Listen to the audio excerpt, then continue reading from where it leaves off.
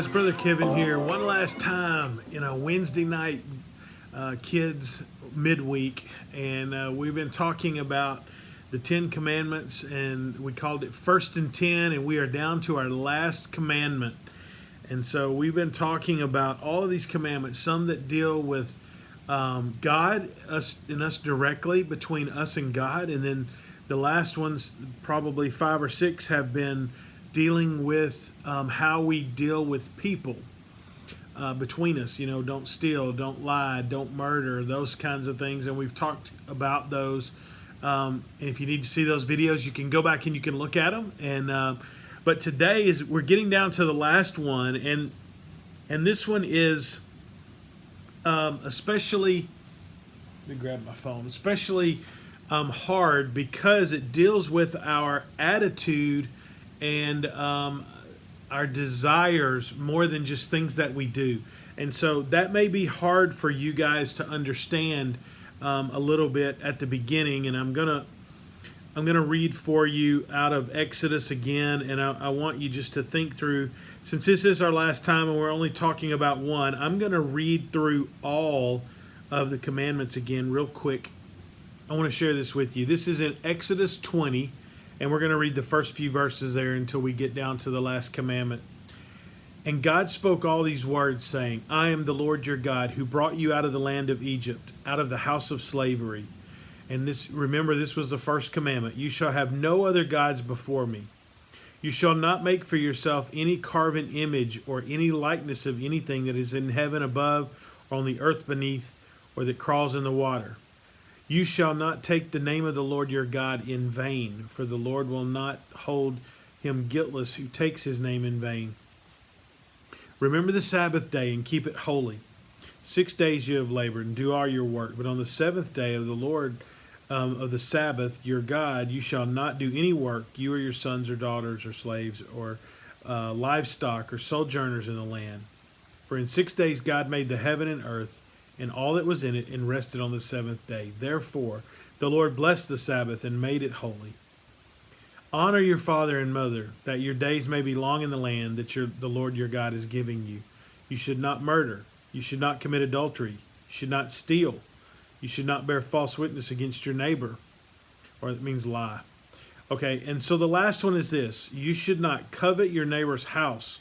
Or you should not covet your neighbor's wife, or servant, or female servant, or ox, or donkey, or anything that is your neighbor's. All right, so that is our commandment today. You shall not covet your neighbor's house. Well, what does it mean to covet? It means to covet means to want something that someone else has. Okay, so if I have a new toy that I really like, I got me a Super Soaker, and I'm looking at this guy next door, and he has the Super Soaker 2, and he has this bigger, better toy, and I want that one. I'm not satisfied with what I have, but I want his. I want more and more. That means to covet. And so we're going to talk about that a little bit. How do we deal with that? Well, we have to learn to admire things without getting them. We have to say, okay, well, it's good maybe for them, and they can buy that or have that toy, but for me, I don't need it. I don't have to have it.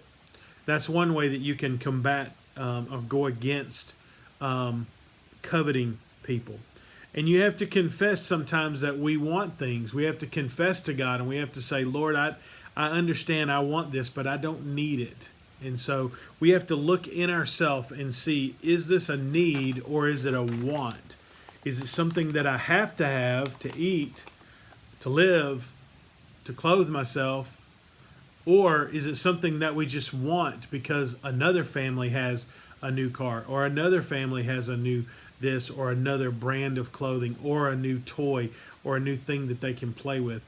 So I want you to think through this. Instead of trying to just gain things, you have to change where your treasure is. And that's what Jesus tells us. We have to change what we really want, okay? Jesus told us that he's kind of in this upside down kingdom. He didn't do things the way people wanted him to, and we have to do that same thing. Here's what he says: "Do not store up for yourselves treasures on earth, where moth and rust destroy, and where thieves break in and steal. But store up for yourself treasures in heaven, where moth and rust do not destroy, and where thieves do not break in and steal. And where your treasure is, there your heart will be also." And that, if you want to read it again, that's Matthew 6:19 through 21. Okay, so what does that mean? It means that when it says, "Do not store up for yourself treasures in on earth where moth and rust destroy," that means that don't just buy things that are going to be tore up eventually. We want possessions. We want that new maybe four-wheeler, or maybe the new go-kart for you guys, or that newest toy. I'm trying to think in terms of something you might want. But you get that toy and you play with it, and what happens? It gets tore up, or it's gonna eventually not run, the toys that you have, or eventually you're gonna have to buy a new thing. Well, that's what it means. Don't just store up for yourself treasures on earth. Don't just buy things to be buying things to be buying things to possess.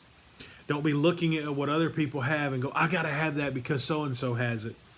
When we store up treasures in heaven, that means things like, when you grow up, serving the Lord, your relationship with Him. How do you pray for your friends? Instead of looking at what they have, maybe you pray for them to have a relationship with Jesus. Those are ways that we store up treasures in heaven.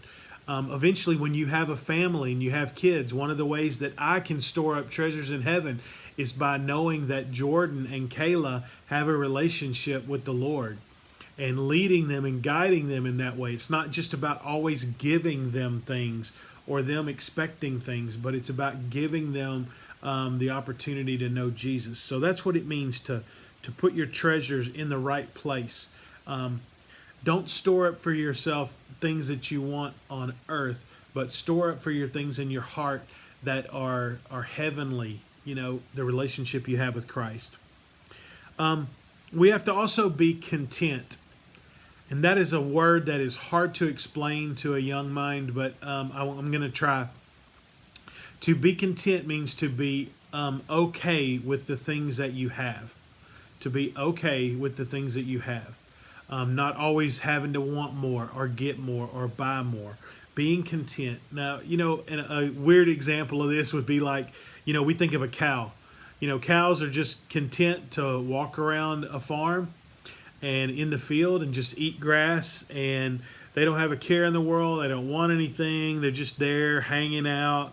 They're glad. They're not really glad or mad or sad. They're just eating their grass and enjoying life. Well, we are not cows, okay? He gave us the ability to work, all right, so that we can work and we can earn a living.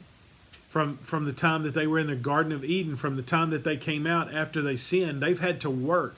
Whether we work a garden to get food or whether you work a job to buy food, God wants us to work, and He provides that way for us. So it's not wrong to own things, but we have to be content with what we own. We have to be satisfied with what God gives us. It's not a passive thing. In other words, we're not just like a cow, we're just eating our grass and doing our thing. It is actively saying to the Lord, "Thank you for the blessings that are in my life. Thank you for what you have done in my life." And Paul tells us in Philippians 4:12, he says, "I have learned in secret the secret of being content in any and every situation." He says that I can be content.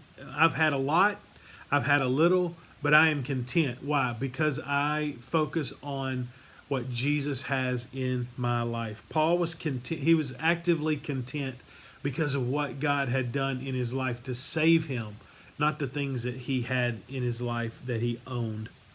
All right, I want to read one more verse to you. It's Hebrews 12:1. It says, "Let us throw off everything that hinders us and the sin that so easily entangles us, and let us run with perseverance the race marked out for us."